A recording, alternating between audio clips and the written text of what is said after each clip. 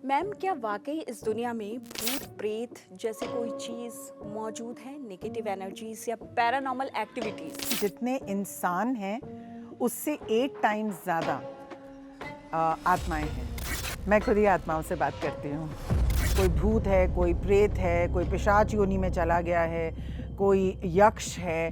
Depending on कि आपके अंदर किस टाइप की चीज़ करवाई गई है, आपकी बॉडी से एक अजीब सी स्मेल आना स्टार्ट हो जाएगी।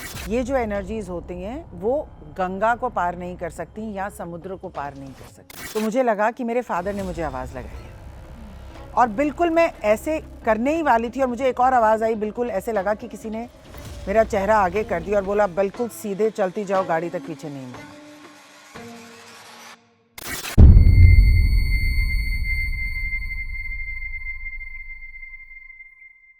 नमस्कार, आपका बहुत बहुत स्वागत है हमारे इस खास शो में। हमारे साथ एक बेहद खास मेहमान मौजूद हैं, डॉक्टर मनमीत। डॉक्टर मनमीत आपके उन तमाम सवालों का जवाब देंगी जो कहीं ना कहीं हर रोज आपके जहन में जरूर आते होंगे, चाहे वो भूत प्रेत से रिलेटेड हो।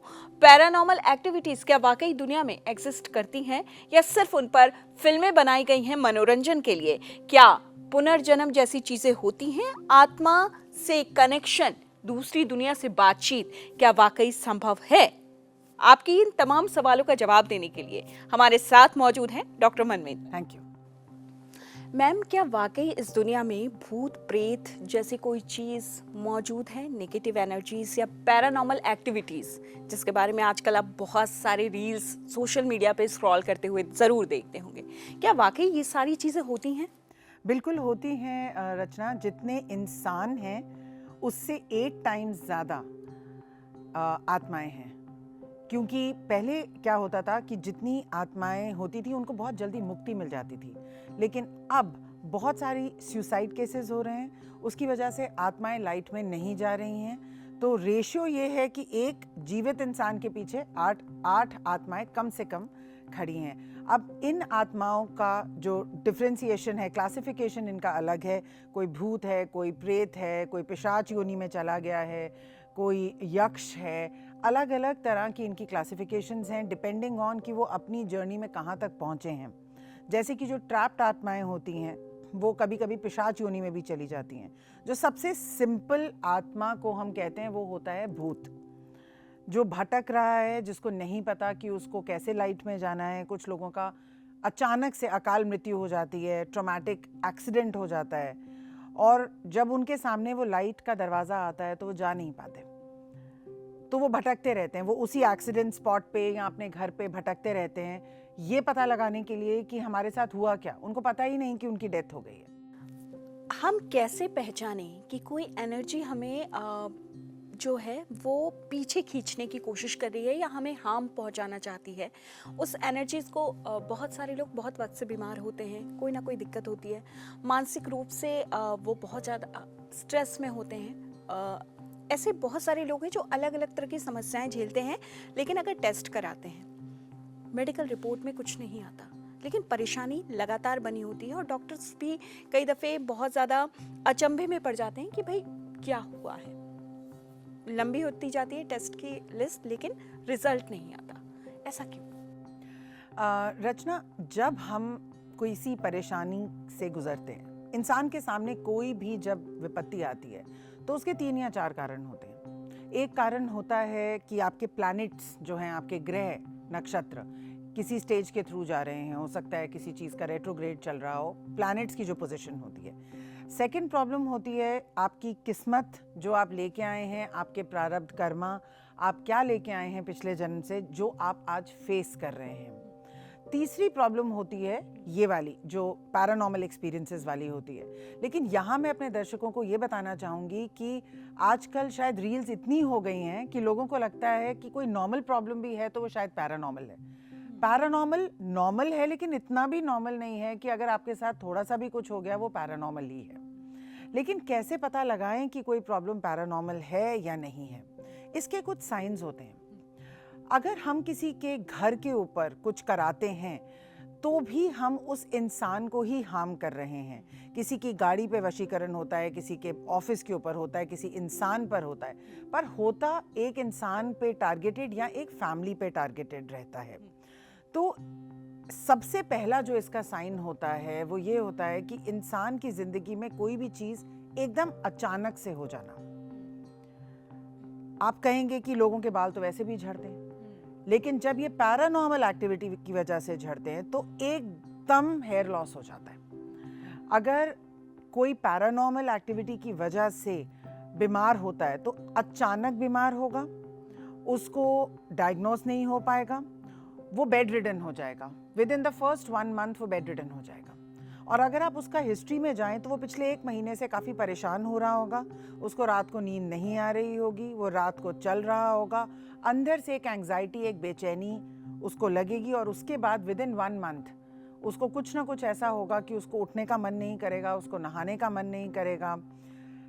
डिपेंडिंग ऑन कि आपके अंदर किस टाइप की चीज़ करवाई गई है, आपकी बॉडी से एक अजीब सी स्मेल आना स्टार्ट हो जाएगी। आपकी बहुत अच्छा जो चेहरा है, आपका कॉम्प्लेक्शन बहुत अच्छा है, सडनली उसके ऊपर एक छाया आ जाएगी। इसका बिफोर एंड आफ्टर फोटोशूट आप करके देख सकते हैं।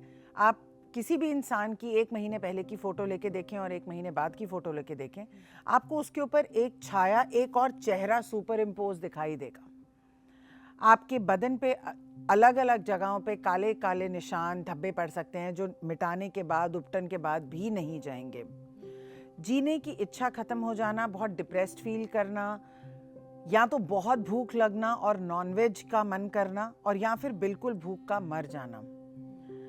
मंदिर में ना जा पाना, पाठ पूजा में ध्यान ना लगा पाना, एक इंसान को अजीब से बिना किसी बात से आप हंसते हुए देखेंगे। हमारे पास बहुत केसेस आते हैं जहाँ पे फैमिलीज हमें वीडियोस भेजती हैं कि वो किसी भी चीज़ को, हमें नहीं दिख रहा कि वो किस चीज़ को देख के हंस रहे हैं। बच्चों पे ये खास करके होता है, बच्चे बिना किसी बात को किसी को भी देख के हंसना स्टार्ट हो जाएंगे। और अगर आप उनसे पूछोगे तो वो आपकी तरफ ऐसे देखेंगे जैसे आप कोई अलग चीज़ हो।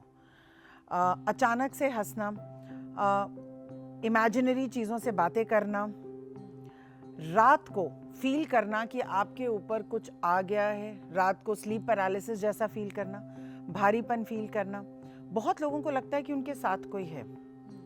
मेरे बहुत सारे क्लाइंट्स कहते हैं कि मैम हमारे पीछे कोई है, हमारे कंधे को कोई दबा रहा है। कुछ लोगों को नहाते वक्त ऐसे एक्सपीरियंसेस होते हैं कि उन्हें कोई टच करने की कोशिश कर रहा है। तो जब ये जो एनर्जी है धीरे धीरे हमारी बॉडी पे हावी ज़्यादा हो जाती है, शुरू में हम इसको पार्शियल पोजेशन कहते हैं, और ये धीरे धीरे जब हमारी बॉडी के ऑरा को रिप्लेस करके अपनी एनर्जी अंदर डालने की कोशिश करती है तो हम इसको फुल पोजेशन कहते हैं। लेकिन अगर आपको एक तरीका अपनाना है जिससे आपको 100% कंफर्म हो जाए कि ये कोई ऊपरी हवा है या प्लैनेटरी बात है, तो ये आप एक ज़रूर छोटा सा टेस्ट करके देखें। आप अपने ही मंदिर में बैठें और दुर्गा कवच का पाठ एक बार करें। ये दिन के किसी भी टाइम हो सकता है, दिया जलाना इसके लिए कंपल्सरी नहीं है, अगर जला लें तो बहुत ही अच्छा है। आप दुर्गा कवच करें, और ऐसा अगर आप 11 दिन कंटिन्यूअसली कर पाते हैं तो आपके ऊपर कोई ऊपरी हवा नहीं है। जिसके ऊपर भी ऊपरी हवा होगी वो दुर्गा कवच का पाठ 11 दिन तक नहीं कर पाएगा। मैं आपको बताती हूँ, मेरे पास एक क्लाइंट आए जिनको फुल पोजेशन थी। ये उनको नहीं मालूम था और उनकी मदर को भी नहीं मालूम था। तो 40 ईयर ओल्ड मेल हैं, very good looking, tall, and comes from a very good family, बहुत अच्छी फैमिली को बिलोंग करते हैं। और उनकी मदर उनको लेके आई सोच के कि इनको कोई पास्ट लाइफ की प्रॉब्लम है। जब वो आ रहे थे हमारे पास, ये बात हमें बाद में पता चली, तो उस आदमी ने अपने गाड़ी में शीशे पे धीरे धीरे सर मारना शुरू किया। नॉर्मल पर्सन जो पार्टीज़ में भी जाता है, जॉब भी करता है, सब कुछ करता है, उसने अपना सर मारना शुरू किया। और उन लोगों ने ज़्यादा कुछ नहीं सोचा, वो ऊपर उसको मेरे पास लेके आए, और मेरे ऑफिस में हमेशा दुर्गा कवच चल रहा होता है, यहाँ हनुमान कवच। वो अंदर आने के लिए हेजिटेंट था, और जैसे ही वो आया, ये कुछ साउंड का प्रॉब्लम हुआ, इलेक्ट्रिसिटी का प्रॉब्लम हुआ, वो बंद हो गया। तो आके बैठा। अब हम में से किसी ने नोटिस नहीं किया कि वो बंद हो गया, हमारे लिए वो कंटिन्यूसली वैसे ही हमारे माइंड में बजता है, मेरे और मेरे स्टाफ के लिए। तो वो आया और वो बैठा, और मैंने उसको देख के कहा कि हम आपका ये तो नहीं कर पाएंगे, क्योंकि वो क्या बैठा, उसके आगे वो एंटिटी ही बैठ गई। तो उसको देखने के लिए पहले मुझे एंटिटी को देखना पड़ा और उसके पीछे वो इंसान था। तो अब कोई चारा नहीं है उस तक पहुंचने का, बिकॉज वो फुली पोजेस्ड है। उसके आगे एक एंटिटी बैठी थी, तो पहले हमें एंटिटी ही क्लियर करनी पड़ी। लेकिन अगर वो इंसान, और उसने कहा मुझे बहुत अनकंफर्टेबल लग रहा है, आपने कुछ चलाया हुआ था, मुझे अच्छा नहीं लगा, और उसने फिर उसके बाद एक ऐसी बात बोली जो मुझे उस समय समझ नहीं आई, बाद में समझ आई। उसने कहा मैंने बंद कर दिया। तब मैंने ज्यादा ध्यान नहीं दिया, मैंने सिर्फ इतना सुना कि बंद हो गया, तो मैंने सोचा कोई बात नहीं, चलिए। लेकिन उसने कहा था, उसने कहा मैंने बंद कर दिया। तो अगर कोई इंसान दुर्गा कवच का पाठ कर सकता है और 11 दिन कर सकता है, 4-5 मिनट है, आप करके देखिए। ये एक बहुत बहुत सटीक उपाय है पता करने का कि आपके ऊपर कोई वशीकरण, मारन, उच्चाटन, किसी तरह की क्रिया की गई है। हम कैसे पहचाने कि ये जो है हमारी शारीरिक और मानसिक स्थिति नहीं है? ट्रस्ट कैसे वो बिल्ट हो कि नहीं, इसके लिए हमें एक आध्यात्मिक कोच की ज़रूरत है, उनसे मिलने की ज़रूरत है, उनसे बात करने की ज़रूरत है। दोनों के सिम्टम्स जो हैं बहुत ज़्यादा मर्ज करते हैं रचना। 2 तरीके हैं जिससे आप इनको थोड़ा सा डिफ्रेंशिएट कर सकते हैं। एक, जब डिप्रेशन होता है तो आपको धीरे धीरे होता है, आप इंसान के बिहेवियर में चेंज देख सकते हो। जब भी कोई ऊपरी हवा होगी तो चीज़ें बहुत अचानक से होंगी। दूसरी चीज़ ये है कि सिर्फ आपके ऊपर नहीं होगी, आपके मल्टीपल लॉसेस होना शुरू हो जाएंगे। आपका बिजनेस बिक जाएगा, आपकी नौकरी चली जाएगी, आपके घर में कोई ना कोई और बीमार पड़ जाएगा। अनहोनी घटनाएं जो हैं वो साथ साथ चलेंगी अगर ऊपरी हवा है तो। अगर ऊपरी हवा नहीं है तो जो नॉर्मल डिप्रेशन होता है वो थोड़ा टाइम लेता है और सिर्फ एक इंसान को होता है। लेकिन यहाँ पे पूरे घर के लॉसेस होना स्टार्ट हो जाएंगे, फाइनेंशियल लॉसेस होना स्टार्ट हो जाएंगे, आपको डर लगेगा। हम सबके पास रचना बहुत इंट्यूटिव पावर्स हैं। जैसे हमें पता चल जाता है कि कुछ तो अलग बात हो रही है, तो मैं ये कहूँगी कि हमें मेंटल हेल्थ को पूरी तरह से मानते हुए वो ट्रीटमेंट तो लेना ही चाहिए। वैसे ही मुझे लगता है आजकल हर इंसान को काउंसलिंग की ज़रूरत है, तो वो तो हमें नहीं छोड़ना चाहिए, वो हमें एक बेटर इंसान ही बनाएगा। हमें कभी भी मेडिसिन को छोड़ के किसी और तरफ नहीं जाना चाहिए। तो वो करें ही करें, लेकिन आपको खुद ही पता चल जाएगा कि अगर आप 2 साल से 3 साल से डिप्रेशन की दवाई खा रहे हो और आप वर्स ही होते जा रहे हो, आपके अंदर बिल्कुल ताकत की कमी होती जा रही है, आपको लग रहा है कि अब मैं पास ओवर ही हो जाऊंगा, आपकी बाकी चीज़ों के नुकसान हो रहे हैं, तो कोई हार्म नहीं है। अपना स्पिरिचुअल एनालिसिस करवाइए, अपना ऑरा चेक करवाइए। और जो लोग इसके एक्सपर्ट होते हैं, जैसे जो पैरानॉर्मल एक्सपर्ट्स होते हैं मेरी तरह, वो एक इंसान को देख के ही उसका ऑरा देख के बता देते हैं। इसके लिए कोई हमें उसको किसी स्कैन रिपोर्ट में नहीं डालना पड़ता। कुछ ऐसी शक्तियाँ हैं जो भगवान ने दी हैं कि वैसे ही पता चल जाता है। भूत प्रेत की, जहाँ तक भूत प्रेत बाधा, हमारे इंडिया में मुझे लगता है जो लोग इसको मानते हैं 70% लोग जो है कहते हैं कि हमें भूत बाधा हो गई है, प्रेत बाधा हो गई है।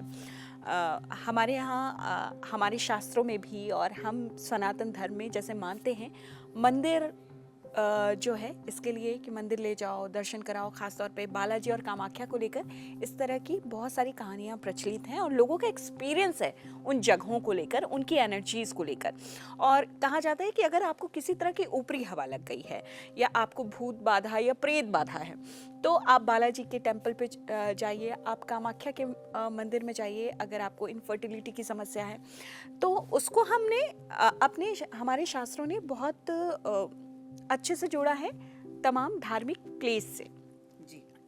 चाहे वो बालाजी का टेम्पल कहें, चाहे हम बात करें कामाख्या की। खासतौर पे इन दोनों का जिक्र मैं इसलिए कर रही हूँ क्योंकि इन दोनों मंदिरों का सिग्निफिकेंस इस मामले में बहुत बड़ा रोल है। हमारा पूरा इंडिया इस चीज़ को मानता है, लोग दूर दूर से आते हैं उनके दरबार में। तो क्या ये वो जगहें हैं जहाँ पर जाकर आपको इन सब से छुटकारा मिल सकता है, और क्या ये कोई नेगेटिव इम्पैक्ट भी वहाँ से कोई लेकर घर आ सकता है? देखिए, सब कुछ इंटरकनेक्टेड है रचना। तो हमारा जो हॉरोस्कोप होता है वो, हमारे टेम्पल्स और ये ऊपरी हवाएं और हमारी किस्मत, ये सारी चीज़ें बहुत इंटर रिलेटेड हैं।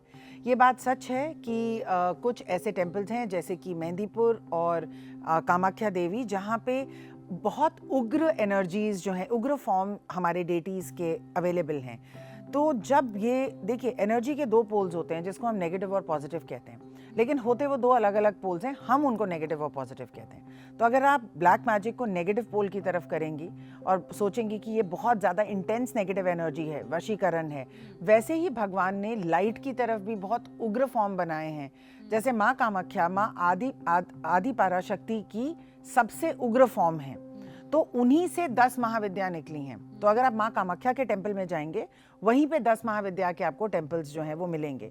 10 महाविद्या और माँ कामाख्या एक बहुत उग्र रूप हैं देवी का, जो ऐसी एनर्जीज को बिल्कुल हटा सकते हैं। और मेहंदीपुर बालाजी में भी आपको मालूम ही है, भूत प्रेत पिशाच निशाचर अग्नि बेताल काल मारी मर, इन्हें मारू तो ही शपथ राम की। तो ये पता है हमें कि हनुमान जी के आगे कुछ नहीं टिक सकता। और हनुमान जी का जो सबसे फॉर्म है ये भूत प्रेत को पकड़ने वाला, वो मेहंदीपुर बालाजी में है। तो अगर हम कामाख्या देवी की बात करें, सिर्फ फर्टिलिटी रिलेटेड इश्यूज नहीं वहाँ पे ठीक होते, वहाँ पे तंत्र मंत्र का वो बहुत बड़ा गढ़ है। और वहाँ पे जो तांत्रिक होते हैं या जो हीलर्स होते हैं, उनमें एक ऐसी शक्ति होती है और उनको ये वरदान भी मिला है कि अगर आप जब तक उस धरती पर रहेंगे, मतलब उसके एक एरिया के रेडियस में रहेंगे, आपकी पावर चलेगी, और जैसे ही आप उस रेडियस से बाहर निकल जाएंगे, आपकी जो पावर है वो खत्म हो जाएगी। तो वहाँ के लोग वहाँ को छोड़ के नहीं जा सकते। तो अगर किसी को अगर किसी को है, जो लोग रहते हैं वो उस जगह को छोड़ के नहीं जा सकते। नहीं, जो वहाँ के हीलर्स और पंडित्स हैं, जिनको स्पेशली ये सिद्धि मिली है कि आप यहाँ पे बैठ के हीलिंग कर सकते हैं, वो क्षेत्र सिद्धि है, तो उस क्षेत्र में ही रह के आप वो सिद्धि कर सकते हैं। तो जब, और जो मेरे जैसे हीलर्स हैं या जो पैरानॉर्मल एक्सपर्ट्स हैं, जब हम कामाख्या जाते हैं, तो जैसे हम अपने फ़ोन को चार्ज करते हैं, तो हमारे जैसे लोग वहाँ जाके चार्ज होते हैं और वहाँ जाके सब कुछ छोड़ के आते हैं जो हमें छोड़ना होता है। जब हम लोगों की एंटिटी क्लियरिंग वगैरह करते हैं, बहुत सारी चीज़ें साथ लेके भी जानी पड़ती हैं और वहाँ जाके उनको रिलीज़ करना पड़ता है। तो जब हम कहते हैं कि कामाख्या देवी में ये पावर है, 5000% ये पावर है, लेकिन हर एक इंसान को क्या कामाख्या देवी ही जाना चाहिए, ये आपके एस्ट्रोलॉजिकल चार्ट पे डिपेंड करता है। ये सारी जो एनर्जीज़ हैं, ये 8वें घर की एनर्जीज़ हैं, है ना। राहु 8वें घर में होना, चंद्र का वीक होना, लग्न लॉर्ड का बहुत वीक होना, ये साइंस होते हैं एस्ट्रोलॉजी में कि आपके ऊपर ये किया जा सकता है। आपके कुछ प्लैनेट्स इकट्ठे प्रेजेंट होंगे तो भूत बाधा या प्रेत बाधा आएगी। ऐसे लोगों को यहाँ पे जाना ज़रूर चाहिए। लेकिन लोग क्या करते हैं, सुबह की फ़्लाइट लेते हैं, शाम की फ़्लाइट से वापस आ जाते हैं। अगर आपको किसी को लेके जाना है जिसको प्रेत बाधा है, आपको कम से कम वहाँ पे उसको 21 दिन रखना होगा। वो कहीं पे भी साथ में रहे, धर्मशाला में या किसी कमरे में, और रोज़ सुबह और शाम जाके वहाँ पे सुबह से शाम तक वहाँ पे बैठे। इसकी बहुत हीलिंग्स और ट्रीटमेंट्स होती हैं, लेकिन मैं लोगों को ये कहूँगी कि आप भी कुछ रिस्पॉन्सिबिलिटी लें और आप वहाँ पे जाके बैठें और माँ को समर्पण करें। जो भी एनर्जीज़ हैं, वहाँ से लोग ठीक होकर आते ही आते हैं। लेकिन ये है कि उसके बाद उस हीलिंग को ऑन रखना पड़ता है। रचना, आजकल लोग सोचते हैं कि ये करने में भी 2 मिनट लगते हैं और शायद उतरने में भी 2 मिनट लगते हैं। ये मैं मिथ को ब्रेक करना चाहूँगी। किसी भी एंटिटी क्लियरिंग को पूरी तरह से उतरने में 8 से 10 महीने, कभी कभी 1 से 2 साल भी लगते हैं, क्योंकि वो एंटिटी या वो जो आत्मा है वो आपके अंदर जब प्रवेश करती है तो आपकी बॉडी के बहुत सारे पार्ट्स उसके अधीन हो जाते हैं। उनमें से वो मेमोरी निकालना, उनमें से वो आत्मा निकालना, उनका एक अलग तरीके से वापस आपकी आत्मा से चलना, इस चीज़ को बहुत सारी अमावस्याएं, बहुत सारी पूर्णमासियाँ, बहुत सारी पूजाएं लग जाती हैं। क्या जितना सल्यूशन हमें जो चाहिए होता है, सल्यूशन में जो वक्त आप बता रही हैं, सल्यूशन में इतना वक्त लगता है क्या जब वो प्रॉब्लम आती है, एकाएक आती है, या हमें पहचानना होता है कि नहीं कोई प्रॉब्लम आ रही है, कोई दस्तक दे रहा है? बिल्कुल दस्तक देता है। कोई भी चीज़ अचानक नहीं होती, लेकिन इंसान का आज अपने शरीर से, अपने व्यक्तित्व से इतना जुड़ाव ही नहीं रह गया। हम अपने साथ इतना टाइम ही नहीं स्पेंड करते, हम सारा टाइम रील्स देखते हैं। अगर हम अपनी बॉडी के साथ 15 मिनट भी शाम को बैठकर अपने मैसेजेस को समझने की कोशिश करेंगे तो हमें समझ में आ जाएगा कि आज कुछ मेरे साथ गलत हुआ है, या आज मेरे साथ बहुत अच्छा मुझे फील हुआ यहाँ जाके। लेकिन वो बात हम अपने आप से कर ही नहीं पाते, क्योंकि आज किसी के पास टाइम ही नहीं है। इस चीज़ को करने में भी बहुत वक्त लगता है, और इस चीज़ को जब किया जाता है तो ये ओवरसीज़ बहुत जल्दी नहीं हो सकती। मतलब ये जो एनर्जीज़ होती हैं वो गंगा को पार नहीं कर सकती या समुद्र को पार नहीं कर सकती। तो अगर कोई इंडिया में बैठ के यूएस में कराने की कोशिश कर रहा है, ये बहुत मुश्किल होगा। तो कहने का मतलब है कि इसको करने में भी टाइम लगता है, लेकिन हमें पता नहीं चल पाता। अगर हम थोड़े जागरूक हो जाएं, हम अपने नाखून, अपनी स्किन, अपने बालों का थोड़ा ध्यान रखें और अपने आप से 15 मिनट भी शांति से बैठ के पूछें कि आज मेरा दिन कैसा था, मुझे क्या अच्छा लगा, क्या बुरा लगा, तो आपका दिमाग आपको एकदम बताएगा कि उसने ये कहा था, इसने ऐसे बोला था। आपको एक अवेयरनेस आएगी, जो मैं चाहूँगी कि मेरे सारे दर्शक जो यहाँ देख रहे हैं वो अपने साथ कम से कम 15 मिनट स्पेंड करें ये देखने के लिए कि हमारी स्पिरिचुअल हेल्थ कैसी है। और कम से कम आधा घंटा कोई मंत्र चैंटिंग में या पूजा पाठ में लगाएं, कम से कम 30 मिनट्स, ये साइंटिफिकली प्रूवन है। तो ये चीज़ें जो हम करते हैं इससे बहुत फ़र्क पड़ता है। दूसरे टेम्पल जो आपने जिनकी बात की वो है मेहंदीपुर बालाजी। मेहंदीपुर बालाजी के बारे में सब जानते हैं कि जिनको भी कोई ऊपरी हवा होती है हमें उन्हें वहाँ ले जाना होता है, लेकिन जो वो ये नहीं जानते लोग वो ये है कि हमें वहाँ से कुछ भी वापस नहीं लेके आना होता। बहुत सारे लोग कहते हैं कि हम वहाँ से प्रसाद ले आए और हमने बांट दिया, लेकिन कहा जाता है कि वहाँ पे हम सिर्फ चीज़ें छोड़ने जाते हैं, वापस लेने नहीं जाते। तो वहाँ बल्कि ये भी कहा जाता है कि आपको पीछे से आवाज़ें लगाएगा कोई, आपके नाम से लगाएगा और आपको ऐसे लगेगा ये मेरे फादर बुला रहे हैं, मदर बुला रही हैं, लेकिन आपको पीछे नहीं मुड़ना है। तो जब मैं गई थी तो मैं बिल्कुल अकेले गई थी, मुझे उन्होंने ऑफिस में बोला कि एकदम आ जाओ, और मैंने अपनी टीम को बोला अगली जितनी भी अपॉइंटमेंट्स हैं कैंसिल। मुझे अभी भी याद है 11:15 बजे थे, ट्यूसडे का दिन था, और मैंने अपने ड्राइवर को बोला गाड़ी निकालो। और मैं पहले कभी नहीं गई थी वहाँ, मुझे कुछ भी नहीं मालूम था, लेकिन मेरे को इंस्ट्रक्शंस आते गए, मैं चलती गई। जब मैं वहाँ पे विजिट करके वापस आ रही थी तो मुझे लगा कि मेरे फादर ने मुझे आवाज़ लगाई है, और बिल्कुल मैं ऐसे करने ही वाली थी और मुझे एक और आवाज़ आई, बिल्कुल ऐसे लगा कि किसी ने मेरा चेहरा आगे कर दिया और बोला बिल्कुल सीधे चलती जाओ, गाड़ी तक पीछे नहीं मुड़ना। तो आपको जब कोई आवाज़ लगाता है वहाँ से पीछे, वो एक एंटिटी होती है, और जैसे ही आप पीछे मुड़ते हैं वो आपको पोजेस कर लेती है। यानी अगर आप वहाँ जाएं तो पलटे ना, वहाँ से पानी ना लाएं, प्रसाद ना लाएं, कुछ भी ना लाएं, मिलता भी नहीं है, लाना भी नहीं होता, मिलता भी नहीं है। ऐसी जगहों पर क्या हमें कुछ दिन रुकना चाहिए? बिल्कुल रुकना चाहिए। मेहंदीपुर बालाजी में एक प्रेत आरती होती है। प्रेत आरती जो है वो फर्स्ट फ्लोर पे होती है और 2 बजे दोपहर से शुरू होती है। स्पेसिफिक डेज होते हैं उसके, ट्यूसडे और सैटरडे को होती है, और बाकी दिन भी कभी कभी होती है, डिपेंडिंग ऑन कि कितने हैं। जब वो आरती होती है तो जो लोग पोजेस्ड होते हैं, वो चाहे धर्मशाला में रह रहे हो, किसी होटल में रह रहे हो, चाहे अपनी गाड़ी में हो, वो लोगों के ऊपर से कूद कूद कर उस आरती तक पहुंचते हैं। उनको ऐसी पुल फील होती है, वो ये नहीं देखते कि यहाँ वो रेलिंग लगाई हुई है, यहाँ टेबल, उनको कुछ भी नहीं दिखता। आपको कभी जाके देखना हो तो आप देखिए वो लोग कैसे लाइनें जंप कर करके, कूद कूद के बिल्कुल वो वहाँ पे पहुँचते हैं, उनको बुलाया जाता है वहाँ पर। तो ऑफ कोर्स बिल्कुल रुकना चाहिए। मैं कहूँगी दोनों जगह 21 दिन रुकना चाहिए और वहाँ से अपना इलाज ठीक से कराना चाहिए। जो फैमिली मेंबर्स उनके साथ जा रहे हैं वो ज़रूर रुद्राक्ष पहन के जाएं ताकि कोई भी एनर्जी उनके ऊपर ना आए। आपने कहा कि वहाँ जाओ और वहाँ पे रहो, कुछ दिन ठहरो, ऐसी जगह पे हमें ठहरना चाहिए कम से कम 21 दिन। क्या सभी को जाना चाहिए ऐसी जगहों पर? खास तौर पर अगर मेहंदीपुर बालाजी की बात करें या इस तरह की किसी भी जगह जहाँ पर ये कहें कि पैरानॉर्मल एक्टिविटीज से रिलेटेड, उन्हें हटाने से रिलेटेड काम होते हैं, पूजन होता है, पूजा होती है, क्या हर किसी को वहाँ जाना चाहिए? नहीं, हर किसी को वहाँ नहीं जाना चाहिए। बहुत बार लोगों के अपने चार्ट्स वीक होते हैं, अपने प्लैनेट्स वीक होते हैं, तो वो ससेप्टेबल होते हैं कि उनको भी कोई एनर्जी मिल जाए। दूसरी चीज़, मैंने आपको बताया ये 8th हाउस से रिलेटेड टेम्पल्स हैं, तो वहाँ पे वैसे ही हर एक को नहीं जाना चाहिए। देखिए, हम सब इंसानों की वाइब्रेशन और जो एनर्जी होती है उसके हिसाब से हमारे भगवान होते हैं। हर इंसान के भगवान उग्र रूप के हों वो ज़रूरी नहीं है। ये एक मिथ बन गया है कि जितने पावरफुल आपके भगवान हैं, भगवान सारे ही पावरफुल हैं, लेकिन आपको अपने जीवन में क्या चाहिए? अगर आपका दाम्पत्य जीवन बिल्कुल सुखी से चल रहा है, आपके बच्चे सब चल रहे हैं, आप कृष्ण के मंदिर में जाइए। अगर आपकी ज़िंदगी में सब बहुत बढ़िया है, आपको सिर्फ पैसे चाहिए, महालक्ष्मी टेम्पल में जाइए, है ना। अगर आप महादेव के पुजारी हैं, अगर आपको लगता है कि मुझे कुछ स्पिरिचुअल ज्ञान चाहिए, तंत्र करना है, योग करना है, तो आप शिवा के टेम्पल में जाइए। आपको डिटैचमेंट सीखना है, आप शिवा के टेम्पल में जाइए। आप उग्र एनर्जीज के पास तभी जाएंगे जब आपको उनकी ज़रूरत होगी। तो वहाँ पे बार बार जाने से आपके चांसेस, आपकी इम्यूनिटी वीक हो सकती है।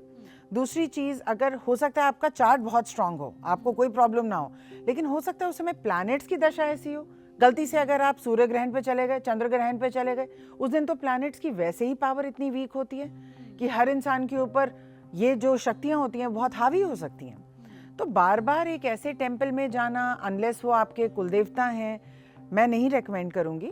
लेकिन हाँ, जिनके लिए होता है उनको ज़रूर लेके जाना चाहिए। इन जगहों की बहुत मान्यता है। क्या होता है रचना कि जब हम किसी टेम्पल में पैर रखते हैं या टेम्पल के प्रांगण में पैर रखते हैं तो क्या होता है, साइंटिफिकली समझिए, आपकी एनर्जी डिस्चार्ज होती है अर्थ को, और अर्थ से हम फ्रेश एनर्जी पुल करते हैं, ठीक है। वहाँ की एनर्जी इतनी हाई वाइब्रेशन की होती है और हमारी एनर्जी इतनी लो वाइब्रेशन की होती है कि वहाँ जाके हम अपनी लो एनर्जीज छोड़ देते हैं और वहाँ से एक नई शक्ति हमारे चक्रास को एक्टिवेट करती है। इसीलिए कहते हैं कि टेम्पल जाओ तो थोड़ी देर बैठो, टाइम दो कि वो चक्रास जो है वो निकल सके, मतलब जो एनर्जी है चक्रास से वो निकल सके और आपके अंदर फ्रेश एनर्जी आ सके। अब लोग कहते हैं इतना भीड़ था, कहाँ बैठते, बैठने की जगह नहीं है। तो लोगों को लगता है कि अगर वो गर्भगृह है तो वही मेन जगह है, लेकिन ऐसा नहीं है। आप टेम्पल के बाहर जो जगहें हैं, किसी पेड़ के नीचे बैठ जाइए, मतलब उसके 10 किलोमीटर रेडियस में आप कहीं पे भी बैठ जाइए, आपको वो एनर्जी है वो फील होगी। क्या हर एनर्जी बुरी होती है? नहीं, हर एनर्जी बुरी नहीं होती। हमारे पूर्वजों की एनर्जी भी हमारे साथ होती है, हमारे पितरों की एनर्जी भी हमारे साथ होती है, वो हमें हमेशा ब्लेस कर रही होती है। स्पिरिट गाइड्स होते हैं जो हमें ब्लेस कर रहे होते हैं। तो ऐसा नहीं है कि सारी एनर्जीज ही बुरी होती हैं। और लेकिन मैं ये ज़रूर कहूँगी, क्योंकि ये मैं सिखाती भी हूँ कि अपनी साइकिक एनर्जीज़ को कैसे जागृत करना है, और ये भी सिखाती हूँ कि कैसे पता लगाएं कि कोई एनर्जी अच्छी है या नहीं। मेरा ये मानना है कि आपको किसी के पास जाने की ज़रूरत नहीं है। हर इंसान के अंदर एक रेडार होता है जो आपको बता देता है, इंट्यूटिवली बता देता है कि ये एनर्जी अच्छी है या ये नहीं है। जैसे जब आप किसी स्टूडियो में जाते हैं या किसी ऑफिस में जाते हैं, किसी के घर जाते हैं, आपको जाते ही लगता है वाओ, तो वहाँ पे बहुत मंत्रा चैंटिंग हुई होगी, वहाँ पे बहुत अच्छे व्यवहार के लोग रहते होंगे, और कईयों के घर जाके बड़ा नेगेटिव सा फील होता है। तो वहाँ पे हमेशा झगड़े चलते होंगे, कॉन्फ्लिक्ट रहता होगा, वहाँ की दीवारों में, वहाँ की हवा में एक नेगेटिव एनर्जी सिर्फ ऊपरी हवा नहीं होती। हमारे अंदर के डर, हमारी जेलेसी, हमारी ग्रीड, हमारी कॉन्फ्लिक्ट, तू मैं झगड़े, इससे भी एक घर में बहुत नेगेटिव एनर्जी आ जाती है। तो एनर्जी इज नॉट ऑलवेज आत्मा, एनर्जी हमारे अंदर भी होती है। तो अगर हम ये पॉडकास्ट देख रहे हैं और यहाँ तक देख रहे हैं, तो मुझे लगता है ये बताना बहुत ज़रूरी है कि हम उनसे बाद में डरें, हम पहले अपनी बुराई से डरें, है ना। हम कैसे बात करते हैं, हम किसी के लिए क्या सोचते हैं, ये भी एनर्जी, ये बहुत इम्पैक्ट करता है कि हम कैसे बात करते हैं, हम किसी के लिए क्या सोचते हैं। और मैंने तो कई दफ़े देखा है कि अगर आप कुछ नेगेटिव बोल रहे हैं या कह रहे हैं किसी के लिए, वो आज नहीं 6 महीने बाद पिक्चर बनकर आपकी लाइफ में चल रही जरूर होती आएगा, है, कर्मा वापस आता है। इन चीज़ों का पता लगाना कि आपके आसपास, आपकी बॉडी में या आपके घर में या आपके किसी चाहने वालों के ऊपर या उनके घर में इस तरह की घटनाएं घट रही हैं, साइंटिफिकली इसको रिकॉर्ड करना और साइंटिफिकली प्रूफ सामने लाना क्या संभव है? कुछ हद तक संभव है। तो जो हमारे मॉनिटर्स होते हैं, जैसे ये कैमरा हमें अभी रिकॉर्ड कर रहा है, या जो हमारे मॉनिटर्स होते हैं वो सेंसिटिविटी, साउंड सेंसिटिविटी को उठाते हैं। तो जहाँ पे भी साउंड की वाइब्रेशंस होती हैं, वहाँ पे डिस्टर्बेंसेस होती हैं, तो वो रिकॉर्ड हो जाती हैं। लेकिन बहुत बार आपने देखा होगा, मूवीज़ में भी देखा होगा, बहुत सारी चीज़ें रिकॉर्ड होती ही नहीं हैं। हमारे ही इतने पॉडकास्ट हैं जहाँ पे बाद में साउंड गायब ही हो जाती है। तो इंटरफेरेंस जो होती है लाइट एंड साउंड के साथ, पैरानॉर्मल्स की ज़रूर होती है। और क्या ये साइंटिफिकली हम पता लगा सकते हैं? हाँ, लगा सकते हैं, लेकिन आपको उसके अलावा भी बहुत आराम से पता चल जाएगा कि कुछ है। अगर कोई आप ऑरा रीडर के पास जाएं, कर्लियन फोटोग्राफी होती है जिससे हमारे ऑरा और चक्रास क्लियर हो जाते हैं। तो वो फोटोग्राफी के थ्रू भी आपका ऑरा बहुत डैमेज हो सकता है, लेकिन आपका ऑरा बिना पैरानॉर्मल एक्टिविटी के भी बीमारी से या नेगेटिव थॉट से डैमेज हो सकता है। तो मैं ये नहीं कहूँगी कि कोई 100% फुल प्रूफ तरीका है इसको ढूंढने का। मशीन्स हैं, रिकॉर्ड करती हैं, अगर एंटिटीज़ चाहें तो रिकॉर्ड हो जाएगा और अगर नहीं चाहें तो नहीं भी रिकॉर्ड होगा। लेकिन जैसे कहते हैं कि इलेक्ट्रिसिटी में डिस्टर्बेंस होना, साउंड का अचानक से डिफरेंट फ्रीक्वेंसी पे चले जाना, ये कुछ साइंस होते हैं पैरानॉर्मल और घर के अगर इलेक्ट्रॉनिक सामान एक के बाद एक खराब बिगड़ते होता जाए, या तो मर्करी रेट्रोग्रेड में चला गया है जिसकी वजह से हो रहा है, लेकिन काफ़ी हद तक ये पैरानॉर्मल की साइन होता है। एक और सिम्टम्स जो मैंने देखे हैं और उनके घर में कोई ना कोई दिक्कत आती रही है, फ्रेश खाना खराब हो जाता है। हाँ, ये बहुत बड़ा साइन है पैरानॉर्मल एक्टिविटी का। फ्रेश खाना खराब हो जाना, आपने खाने को 10 मिनट भी छोड़ा तो उसमें से एक अजीब सी स्मेल आ जाना, या उसके ऊपर एक ब्लैक सी परत बन जाना, या उसके चावल के अंदर स्पेशली आप देखेंगे बहुत छोटे छोटे टाइप के कीड़े आ जाते हैं जो और किसी चीज़ में नहीं आए, आपकी किचन में नहीं दिख रहे, आपके किसी और बर्तन में नहीं दिख रहे, पर उसके अंदर मैगट्स की तरह वो कीड़े आ जाएंगे। ये लेकिन ये काफ़ी आगे के लेवल का साइन होता है, ये शुरू का लेवल का साइन नहीं होता। इसका मतलब कोई चीज़ आपके घर में वास कर रही है, क्योंकि खाने को खराब करना इतना आसान नहीं होता। क्या वाकई स्लीप पैरालिसिस जैसी कोई चीज दुनिया में मौजूद है, और अगर है तो इसका इलाज क्या है और क्यों होती है ये? स्लीप पैरालिसिस एक ऐसी कंडीशन है जब एक इंसान अपनी कॉन्शियस स्टेट से निकल जाता है, अनकॉन्शियस या सबकॉन्शियस स्टेट में जाता है, और वहाँ पे आपका वशीकरण करने की कोशिश की जा रही होती है। तो क्योंकि हमारे नेचुरल डिफेंसेस तो डाउन होते हैं, हम सो रहे होते हैं, तो हमें नहीं पता चलता कि हम अपने आप को कैसे प्रोटेक्ट करें। ऐसे टाइम पे जो नेगेटिव एनर्जीज होती हैं वो हमारे ऊपर आती हैं। बहुत लोगों को फील होता है कि उनके फेस पे भी दिख रही हैं, कई लोगों को फील होता है उनको दबा रही हैं, हाथ पैर नहीं चल रहे। हाथ पैर इसलिए नहीं चल रहे क्योंकि आपकी चेतना को जगाने नहीं दिया जा रहा। तो आप नींद में ही हैं, आपको लग रहा है कि आप सपना देख रहे हैं, लेकिन आपको पता है कि आप सपना नहीं देख रहे हैं, और उसी टाइम पे आपको कैप्चर करने की कोशिश की जा रही है। ये एक बहुत बड़ा और डेंजरस टाइप का वशीकरण होता है, और इसको हमें बिल्कुल भी इग्नोर नहीं करना चाहिए। मैम, क्या स्लीप पैरालिसिस जैसे वर्ड, इनके पीछे भी किसी तरह का कोई पैरानॉर्मल एक्टिविटी होती है? स्लीप पैरालिसिस तब होता है जब हमारी चेतना खत्म हो जाती है, जब हम नींद में होते हैं। हम ना पूरी तरह से नींद में होते हैं, ना पूरी तरह से जागे हुए होते हैं। ऐसे टाइम पे किसी का भी वशीकरण करना, किसी का भी पोजेशन करना बहुत आसान होता है। ये एक बहुत डेंजरस साइन है और इसे हमें लाइटली नहीं लेना चाहिए, लेकिन लोग इसको एक टाइम का सपना सोच के छोड़ देते हैं, और ये नहीं सोचते कि क्या हमारे अंदर, बिकॉज जब हम सो रहे होते हैं हम सबसे ज़्यादा वल्नरेबल तभी होते हैं, हम सबसे ज़्यादा सॉफ्ट, वल्नरेबल और डेंजर में तभी होते हैं क्योंकि हमारे कोई डिफेंस सिस्टम्स काम नहीं कर रहे होते हैं, ना हम हाथ पैर मार सकते हैं। और ऐसे स्टेट में कई लोगों की आंखें जो है वो फ्रोजन हो जाती हैं, और आई बॉल्स भी हिलते नहीं हैं ऐसे, और हाथ पैर तो बिल्कुल ही नहीं हिलते। ऐसे में भी उनको एहसास होता है कि उनके ऊपर कोई बैठा है, उनको कोई टच करने की कोशिश कर रहा है। कई बार, आप मानेंगे नहीं, लेकिन कई बार फिजिकल रिलेशंस भी हो जाते हैं, सेक्सुअल रिलेशंस हो जाते हैं ऐसे टाइम पे। तो ये भी हमारी मर्जी के बिना होता है। तो अगर किसी के पास एक बार भी किसी को स्लीप पैरालिसिस हुआ, उसको उसी समय अपना बेड, गद्दा, तकिया बदल देना चाहिए, और कोशिश करनी चाहिए किसी और कमरे में सोने की जहाँ पे आप थोड़ा बहुत पहले से मंत्र चैंटिंग करते हैं, वहाँ पे गंगा जल छिड़क कर और अपने आप को शुद्ध करके रुद्राक्ष पहन के तब आप सोएं।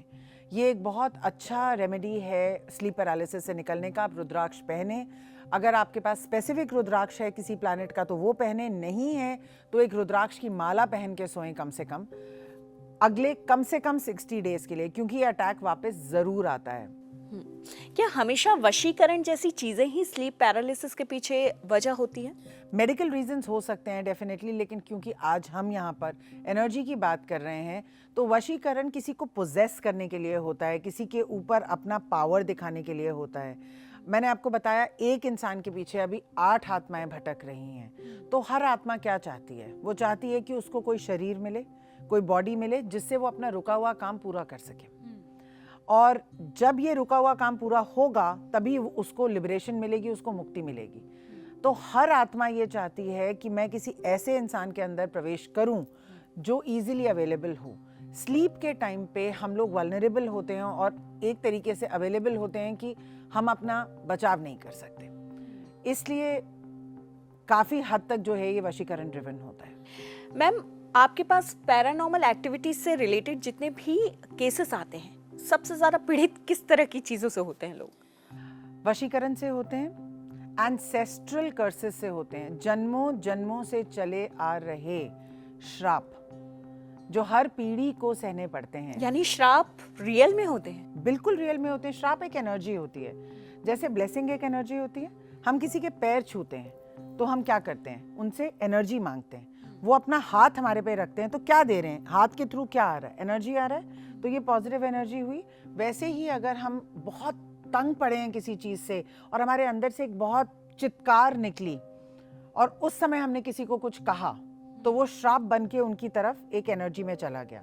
ऐसे श्राप होते हैं जिनमें कहा जाता है तुम्हारी 7 पुश्तें नष्ट हो जाएंगी। तो हमारे पास आजकल जो केसेस आ रहे हैं बहुत ज़्यादा, पहले तो पर्सनल पोजेशन के आते थे, अभी भी पर्सनल पोजेशन के आते हैं। अब जो 2 नए टाइप के केसेस आने शुरू हुए हैं, एक है जहाँ पे प्रेगनेंसी में वशीकरण कर रहे हैं और बहुत सारे लोगों के बच्चे स्टिल बर्थ पैदा हो रहे हैं। बहुत सारे लोगों की बच्चों की हार्ट बीट 8th मंथ में ही ख़त्म हो रही है और ऐसा बार बार हो रहा है और कोई साइंटिफिक रीज़न नहीं है। और जो दूसरे टाइप के केसेस आ रहे हैं, एक बहुत इंटरेस्टिंग केस है एक फैमिली का जहाँ पे लड़कियाँ 21 साल की उम्र में उन लड़कियों को कुछ बीमारी होती है और कोई भी लड़की जैसे ही उसका 50th बर्थडे आता है उसकी डेथ हो जाती है। और ऐसा 3 जनरेशन से होता आ रहा है, ये 3rd जनरेशन है जो हमारे पास आई है। तो जो पीढ़ी दर पीढ़ी श्राप जिसको कहते हैं वो आजकल बहुत ज़्यादा दिखने को मिल रहा है। और ये जो बच्चों को लेके पोजेशन है, चाहे वो गर्भ में हो, चाहे बच्चा पाक में गया, छोटे बच्चों का जो वशीकरण चल रहा है, छोटे बच्चों की आत्मा को निकाला जा रहा है, वो बहुत ज़्यादा आ रहे हैं। और लोग इसको मेंटल इलनेस के साथ कंपेयर करके या कंफ्यूज कर देते हैं। और जब तक हमारे तक आते हैं वो 1-1, 2-2 साल दवाइयाँ दे चुके होते हैं, बच्चा वीक हो चुका होता है, उसकी इम्यूनिटी और भी वीक हो चुकी होती है। तो मैं यही कहूँगी कि आप ज़रूर जाएं मेडिकल साइंस की तरफ, लेकिन साइड बाय साइड आप ये भी पता लगाएं कि कुछ ऐसा तो नहीं है, क्योंकि ताकि दोनों इलाज जो है साइड बाय साइड चल सके। क्या आत्माओं से बात करने का जो दावा करते हैं कुछ लोग, उसमें सच्चाई है? उनसे बात हो सकती है क्या? दूसरी दुनिया से कनेक्शन हो सकता है? मैं खुद ही आत्माओं से बात करती हूँ, तो आप बिल्कुल किसी के सामने बैठिए। मैं एक सर्टिफाइड मीडियम हूँ और मैं ये आर्ट लोगों को सिखाती हूँ अपने वर्कशॉप्स के थ्रू। आत्मा एक एनर्जी है, उससे बात करना बहुत मुश्किल नहीं है। और जितने भी लोग ये पॉडकास्ट देख रहे हैं, मैं ये कह सकती हूँ कि उसमें से कम 50% लोगों ने ज़रूर कभी अपना नाम सुना होगा। किसी ने मेरा नाम पुकारा लेकिन कौन था पता नहीं, किसी ने मुझे आवाज़ दी लेकिन कौन था पता नहीं, किसी ने मुझे कुछ बोला, क्या बोला ये याद है पर किसने बोला ढूंढ नहीं पाए। ये सब एक्सपीरियंसेस हमारे साथ होते हैं। जब हमारे लव्ड वंस भी चले जाते हैं तो कभी कमरे में जाते ही हमें लगता है कि उनके परफ्यूम की स्मेल आ रही है, या सडनली हमें लगता है कि दिमाग में एक आवाज़ आती है कि बेटा ये मत करो, या ये ऑप्शन ठीक नहीं है तुम्हारे लिए। तो वो आवाज़ कहाँ से आती है? हम सब के अंदर एक हार्डवेयर है कि हम स्पिरिट से बात कर सकें, लेकिन हम उस हार्डवेयर को अच्छे तरीके से यूज़ करें, गॉड से बात करने के लिए यूज़ करें, स्पिरिट गाइड से बात करने के लिए यूज़ करें। ये मैं सिखाती हूँ अपनी वर्कशॉप्स में। क्या आपके पास कभी कोई ऐसा केस आया है जो दूसरी दुनिया से जब कनेक्शन हुआ हो और उसने कहा हो मुझे वापस नहीं जाना? बहुत सारे लोग कहते हैं मुझे वापस नहीं जाना, और बहुत सारे लोग ये भी कहते हैं कि मुझे इस फैमिली में पैदा नहीं होना। लेकिन एक बहुत इंटरेस्टिंग केस ऐसा था जिसने मुझे बताया कि मुझे वापस नहीं जाना था और इसके लिए मैंने अपनी डेथ को खुद मैनिफेस्ट करा। उसने सुसाइड करा ये कह के कि मुझे वापस नहीं आना, और अब उसके 10 जन्म ऐड हो गए हैं, क्योंकि भगवान या जो हमारी स्पिरिट वर्ल्ड होती है वो सुसाइड को बहुत अच्छे से नहीं देखते। वो ये कहते हैं कि आप अपनी प्रॉब्लम से डर के भाग के निकल नहीं सकते, निकलोगे तो एक्स्ट्रा आपको वहाँ पे टाइम निकालना पड़ेगा। तो ऐसे बहुत सारे लोग होते हैं जो कहते हैं मुझे वापस नहीं आना। जिंदा लोग भी कहते हैं हमें मोक्ष चाहिए, लेकिन मोक्ष ऐसे नहीं मिलता। ये सब जो है प्री डिसाइडेड होता है। और हम जैसे एक 6th क्लास का स्टूडेंट कहे कि मुझे अभी कल से स्कूल नहीं आना, मेरे को 12th करा दो, ऐसा नहीं हो सकता ना। उसको वो बाकी 6 क्लासेस करनी होंगी। तो जितना हम कर सकते हैं, हमें अपना कर्म बहुत साफ रखना चाहिए। मोक्ष पाने का सबसे आसान तरीका यह है कि आप अपने कर्म को, अपनी सोच को इतना साफ रखें कि आपके जो ईयर्स हैं और जो लाइफ टाइम्स हैं वो कम होते जाएं। कोई अगर दूसरी दुनिया से आपको दस्तक दे रहा है, वो दस्तक हम कैसे पहचानें कि कोई आपसे बात करना चाहता है? आपको एकदम अनईजी फील होगा। अनईजी जैसे कि कोई पैरानॉर्मल चीज़ होने वाली है या हो रही है। एकदम ठंडी हवा आएगी आपको, बहुत तेज़ ठंडी हवा आना, और आपको फील होगा ऐसे फेदर टच, किसी ने ऐसे हल्का सा कुछ किया, आप एकदम पीछे मुड़ के देखेंगे तो कुछ नहीं होगा। तो आपको टच फील हो सकता है, आपको ठंडी हवा फील हो सकती है, आपको एकदम बेचैनी बढ़ सकती है, और आपको बेचैनी बढ़ने के बाद ऐसे लगेगा कि आपसे कोई कुछ कहना चाह रहा है, या आपके माइंड में भी मैसेजेस आ सकते हैं। आपके माइंड में मैसेजेस आएंगे तो आपको एक आवाज़ सुनाई देगी जो किसी मेल या फीमेल किसी की भी हो सकती है। या जो सबसे आसान तरीका है वो है ड्रीम्स। आपको सपने के थ्रू दिखेगा कि आपसे कोई बात कर रहा है, आपको वो लोग नहीं पता होंगे। बहुत सारे लोग कहते हैं कि हमें सपने में मृत लोग दिखते हैं, जो लोग अब इस दुनिया में नहीं रहे। कई लोग कहते हैं कि वो उन लोगों को पहचानते हैं, वो उनके रिश्तेदार हैं, और कई लोग कहते हैं कि हम नहीं पहचानते लेकिन हमें पता है कि ये लोग इस दुनिया में नहीं हैं, तो ये हमें क्यों रीच आउट कर रहे हैं। वो इसलिए रीच आउट कर रहे होते हैं रचना, क्योंकि उन इंसानों को मीडियम बनना होता है। मीडियम मतलब वो लोग जो आत्माओं से बात करते हैं और उनको रिलीज करके लाइट में भेज देते हैं। तो जिस इंसान को मीडियम बनना होगा उसको ऐसे सपने बार बार आएंगे। और वो कब तक आते रहेंगे? जब तक वो मीडियम की तरफ बढ़ना स्टार्ट नहीं हो जाता। मैम, बहुत सारे लोगों का सवाल ये होता है कि हमारे घर में तो चैंटिंग होती है और खूब सारे यज्ञ हवन सब होते हैं, पूजा पाठ होता है, उसके बावजूद हमारे घर में क्या कोई पैरानॉर्मल एक्टिविटीज हो सकती है? मेरे से ये सवाल बहुत पूछा जाता है कि मैम हमारे घर में इतनी पूजा पाठ होती है फिर भी हमारे घर में ये काला साया कैसे आया। इसके दो कारण हैं। सबसे पहला कारण ये है कि जो एंटिटी आपके पास आई है वो भी इन्हीं भगवानों को पूछती है। आपने ब्रह्म राक्षस का नाम सुना है? ब्रह्म राक्षस वो आत्माएं होती हैं जिन्होंने अपना जीवन पूजा पाठ और मंत्र चैंटिंग की सिद्धियां पाने में ही निकाल दिया होता है, और किसी कारणवश उनकी जो डिज़ायर्स होती हैं वो इतनी बढ़ जाती हैं या अकाल मृत्यु उनकी हो जाती है, जिसकी वजह से वो ब्रह्म राक्षस बन जाते हैं। तो जिन भगवानों को आप पूज रहे हैं, जो आप 10 हनुमान चालीसा करके सोच रहे हैं वाओ, वो उनके करोड़ हनुमान चालीसा कर चुके हैं, तो वो तो उनके साथ कोई एग्जिस्ट आपके साथ जो है ज़रूर कर सकते हैं। दूसरी बात ये होती है कि आपके हर घर के हर कोने में लाइट की प्रैक्टिस नहीं होती। आपके मंदिर में कह लीजिए चैंटिंग होती है, लेकिन आपकी बेसमेंट में उसको तो हम देखते ही नहीं। आपकी छत पे जो कमरा है उसमें तो शायद कोई रोज़ दिया भी नहीं जलाता। तो हमारे घर के कुछ ऐसे कोने ज़रूर होते हैं जिनमें बहुत ज़्यादा डार्कनेस होती है, या जिनमें बहुत लड़ाइयाँ होती हैं, या जिनमें सामान ही नहीं हटाया होता सालों से। अब ऐसी जो जगहें होती हैं काली, ढकी हुई, धूल से भरी हुई, या चलिए धूल से नहीं भी भरी हुई, तो बहुत पुराना सामान जो है, किसी की पेंटिंग्स हो गई, किसी की, कोई इंसान बहुत दुख में मरा, अब उसके कुछ कपड़े आपने रख लिए, ठीक है, वो सारी जो चीज़ें होती हैं ये नेगेटिव एनर्जीज़ को अट्रैक्ट करती हैं। और बहुत सारी नेगेटिव एनर्जीज़ और शक्तियाँ जो होती हैं वो इन्हीं भगवानों को प्रे कर चुकी होती हैं, तो वो हमारे से भी ज़्यादा पावरफुल होती हैं। तो ये दोनों चीज़ें कोएग्जिस्ट कर सकती हैं। 5 कोई ऐसी बातें जिससे आप पता लगा पाएं एक आम इंसान की तरह कि यहाँ पर कुछ तो गड़बड़ है, या मेरे साथ, या मैं जिस घर में रह रहा हूँ या जहाँ जा रहा हूँ वहाँ पर। अचानक खाने का खराब हो जाना, अचानक आवाज़ आना, बिना बात के आवाज़ आना, जैसे कोई खिड़कियाँ, दरवाजे, अलमारियाँ, ड्रॉर बंद कर रहा है, डर लगना, अंधेरे में ना जाने का मन करना, बाथरूम में अकेले नहाने से डरना, बच्चों का और डॉग्स का, पेट्स का रात को अचानक से रोना, आपके घर में कोई भी पूजा पाठ के टाइम पे हमेशा खलल पड़ जाना, या तो पंडित जी नहीं आ पाए, या आपके घर में कुछ ना कुछ हो गया जिसकी वजह से वो काम नहीं हो सका। और 5वीं बात कि आपकी धन की अचानक से, धन और हेल्थ का अचानक से लॉस होना स्टार्ट हो जाना, जिसका कोई सिर पैर नहीं है, वो चीज़ अब आप समझ ही नहीं पा रहे कि आपके साथ क्या हुआ, लेकिन सब कुछ गलत होता ही जा रहा है, होता ही जा रहा है। तो मुझे ऐसा लगता है कि आम इंसान के जहन में वो सारे सवाल ज़रूर आते होंगे जिसका जवाब आज उन्हें मिल गया होगा, और बहुत अच्छे तरीके से आपने समझाया डॉक्टर मनमीत। हमारे इस मंच पर आने के लिए आपका बहुत बहुत शुक्रिया। धन्यवाद।